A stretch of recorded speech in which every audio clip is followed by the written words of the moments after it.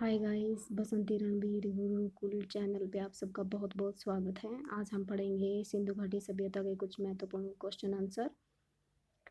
सिंधु घाटी की शासन व्यवस्था कैसी थी? ओलिगार्की। हड़प्पा में कितने धान्य कोष्ठक थे? 6। राजस्थान के कालीबंगा और हरियाणा के बनावली के हड़प्पा पूर्व की अवस्था स्पष्ट रूप में कैसी थी? चालकोलिथिक। कथन और कारण का क्वेश्चन है। सिंधु घाटी गंगा मैदानी इलाकों को सिंचाई युक्त फलवारी और अत्यधिक आबादी से भरपूर होने के लिए हिमालय पर्वत कारण है। इनके बीच में हम क्योंकि लगा के देखते हैं, फिट बैठता है तो ठीक है, नहीं तो नहीं। क्योंकि एशियन नोमेडिस के लिए सही कारण रहा है। ये इससे कहीं भी मैच नहीं खा रहा, इसलिए ए सही है लेकिन आर गलत है। कांस्य युग में मानव के तकनीकी संस्कारिता पा लिया था, क्योंकि सभी क्षेत्रों में समृद्ध होने में यही कारण रहा। सिर्फ कांस्य ही कारण नहीं था, इसलिए ए सही है लेकिन आर गलत है।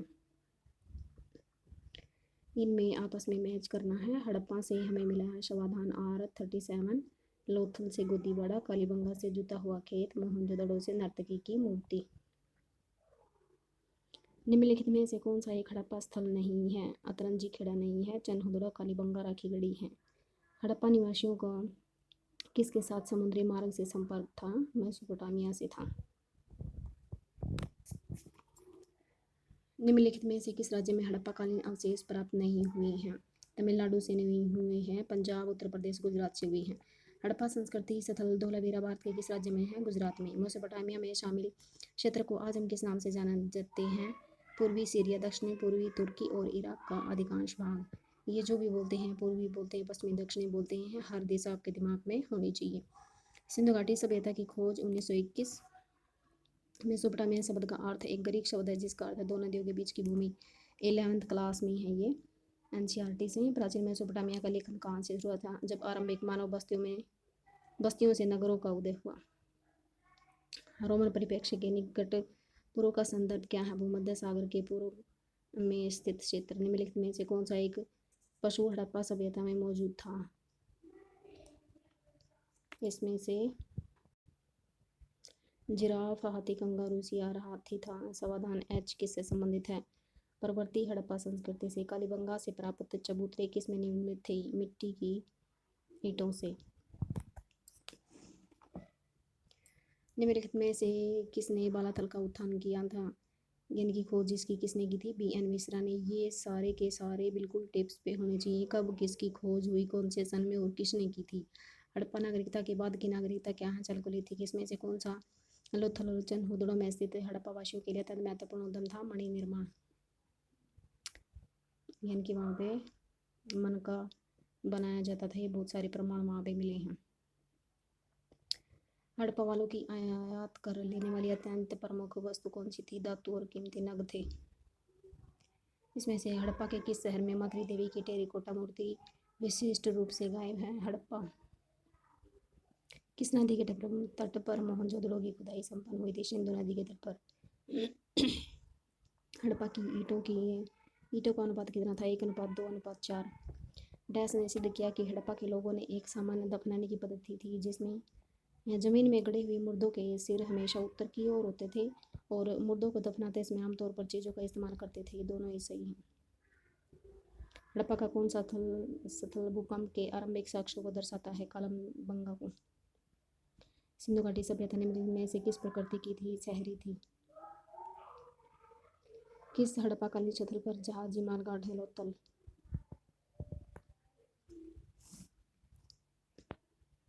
हड़प्पाकालीन नगरों में किस स्थान पर हल से जोता गया खेत मिला है? कालीबंगा से। हड़प्पाकालीन नगरों के विषय में निम्नलिखित कथनों पर विचार कीजिए। सभी नगर सिंधु नदी के किनारे अवस्थित थे।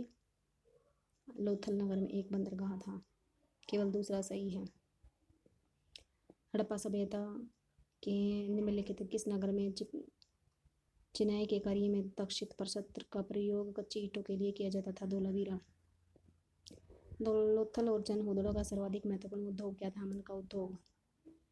हड़प्पा सभ्यता के तहत एकमात्र जगह कौन सी थी जहां 216 मीटर लंबा एवं 37 मीटर चौड़ा एक अनोखा घाट अवस्थित था? लोथल। सिंधु घाटी सभ्यता की सबसे बड़ी इमारत कौन सी थी? इसमें से महाजल कुंड था, स्नानागार, हड़प्पा का राजमहल, विशेष रूप से इनमें कोई नहीं बता रखा। स्नानागार या अन्नागार इसमें से एक है। इसमें मोहनजोदड़ो के महान स्नानागार की खोज किसने की थी? आर डी बनर्जी ने। सिंधु घाटी सभ्यता का प्रसिद्ध नगर हड़प्पा कहाँ स्थित है? रावी नदी के तट पर। कौन सा नगर किस नदी पर था? ये भी बहुत जरूरी है, हर एग्जाम में ये पूछा जाता है। रायसेन दोगुरा स्थल जहाँ झुकर जाकर संस्कृति विकसित हुई। जनहुदड़ो गोदीवाड़ा। ये तो लोथल कई बार आ गया क्वेश्चन। झुकर संस्कृति क्या थी? प्रवृत्ति हड़प्पीय संस्कृति। निम्नलिखित में से कौन सा युग में मिलान सही नहीं है? हड़प्पा रोपड़ में ये सही नहीं है, बाकी ये सही है। इनमें से कौन सा एक कथन सही है? कालीबंगा से जुते हुए खेतों के अवशेष मिले हैं। सिंधु सभ्यता में किस धातु की जानकारी थी? कांस्य की। किशनदेव स्थल से मिट्टी का हल का मॉडल मिला है बनावली से। मेसोपोटामिया के निवासी सिंधु प्रदेश को किस नाम से जानते थे? मेलुआ, मेलुखा इसको भी बोलते हैं। सिंधु सभ्यता के बाद किस संख्या के गुणन थे? 16 के। यूरोपियों को कपास का ज्ञान भारतीयों से हुआ कि उसको क्या बोलते थे? सिंडन बोलते थे। कौन सी धातु सिंधुवासियों को ज्ञात नहीं थी? लोहा नहीं थी। सिंधु घाटी की सभ्यता में गुड़ों के अवशेष कहाँ से मिले हैं? सरकोटड़ा से। ये एस्टेट में भी आया था क्वेश्चन।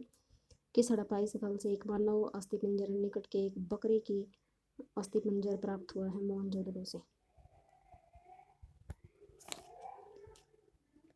हड़प्पा संस्कृति के विध्वंस के लिए आर्य आक्रमण के सिद्धांत का प्रतिपादन किसने किया? मार्टिन हीलर ने। मिट्टी के प्राचीन कालीन 274 मोहरे किस परास्थल से उत्खनन हुई है? गनेरीवाल से। निम्नलिखित में से कौन सी धातु लोथल से विस्तृत नहीं है? चांदी नहीं है। चांदी और तांबा नहीं है, ये दोनों ही इसके आंसर हैं। अग्नि पूजा के साक्ष्य हड़प्पा संस्कृति के किस स्थल से मिले हैं? कालीबंगा से। हड़प्पा संस्कृति के किस स्थल से घोड़े की अस्थियां? ये पीछे भी आया था, सुरकोटड़ा। रेखी मापन के लिए हाथी दांत का पैमाना लोथल से।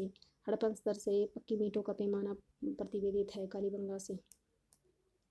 फिर से ये मैच करने वाला क्वेश्चन है। हड़प्पा सिमेट्री लोथल डाकयार्ड कालीबंगा हल चलाते हुए मोहनजोदड़ो से नर्तकी यानी कि नाचती हुई लड़की के प्रमाण यहाँ से मिला है। हड़प्पा के लोगों पर सैनिक हमला अथवा यानी कि सामूहिक विध्वंस वार्ता हुई होगी, इस पर व्हीलर ने डैश अस्थिपिंजर देखने के बाद कहा था? देसलपुर के अस्थिपिंजर देखने के बाद कहा था। प्राचीन भारत में लंबाई नापने की इकाई क्या थी? रत्तिका थी। निम्नलिखित में से कौन सा एक गुजरात समुद्र तट पर महत्वपूर्ण बंदरगाह था? मुंद्रा था। हड़प्पाकालीन लोगों की निम्नलिखित में से किस फल का ज्ञान था? संतरा, पपीता। ये पुर्तगाली लेके आए थे। खजूर इसमें आंसर देखे हैं। किस काल में स्वास्तिक प्रतीक का प्राचीनतम संदर्भ मिलता है? हड़प्पा काल। 10 राजाओं की लड़ाई। पुरुषनी नदी के किनारे। अस्कनी किस नदी का प्राचीन नाम है? चिनाव का। ये सारी नदियों के नाम पुराने को हर एग्जाम में पूछा था और स्टेट में तो ये बहुत बार पूछा गया क्वेश्चन है। ये मिलान करना है, ये क्वेश्चन भी आया था स्टेट में। न्याय दर्शन किसने? गौतम का। सांख्य, कपिल, वैशेषिक दर्शन, कणाद, योग।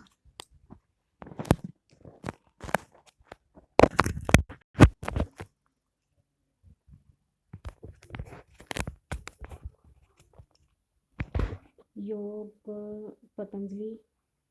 पूर्व मीमांसा जैमिनी, उत्तर मीमांसा बादरायण। कोई ट्रिक लगाओ, कुछ लगाओ इसमें, ये बहुत जरूरी है ऐसे क्वेश्चन। किस वैदिक पाठ्य के लिए वेदांत शब्द का प्रयोग होता है? उपनिषद के। ऋग्वेद के कई परिच्छेदों में किसके लिए अगन्य गायों के लिए बोला गया था ऋग्वेद में? ऋग्वेद का जन्म उत्तर पश्चिम भारत में नहीं हुआ लेकिन ईरान में हुआ, इस सिद्धांत के प्रतिपादक मैक्स मूलर। इसमें से किस देवी का उल्लेख ऋग्वेद में नहीं है? सीता और तारावती का नहीं है, उषा और अदिति का तो है। ईसा पूर्व 6वीं शताब्दी में निम्नलिखित में से 4 नगर अंततः बचे हुए थे। ये यूपी टेट में और मैंने बहुत बार ये क्वेश्चन देखा है, शायद नेट में भी।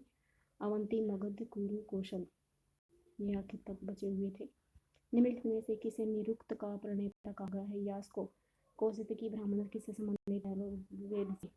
सतलुज नदी का प्राचीन नाम शत्रुद्री। उत्तर वैदिक काल में पालागल किसे कहा? संदेशवाहक, संदेश पहुंचाते थे ये। उपनिषदों की विषय वस्तु क्या थी? सत्य की खोज। निम्न पुराणों में से किस पुराण में विष्णु अवतारों की सूची का कृष्ण के स्थान पर बुद्ध का नाम दिया गया है? वायु पुराण में। ऋग्वेद के किस मंडल में गायत्री मंत्र लिखा है? तृतीय में। नारायण के साथ विष्णु के तादात्म्य का प्राचीनतम उल्लेख प्राप्त होता है? महाभारत से।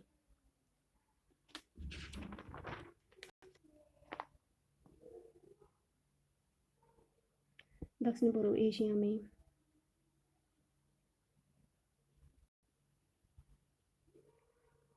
दिखाई नहीं दे रहा है।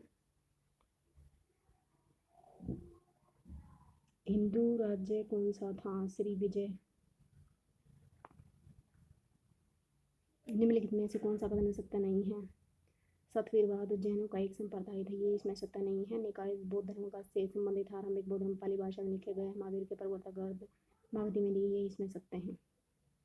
आज इतना ही। कल हम पढ़ेंगे महाजनपद मगध बौद्ध और जैन धर्म के कुछ question. Thank you so much.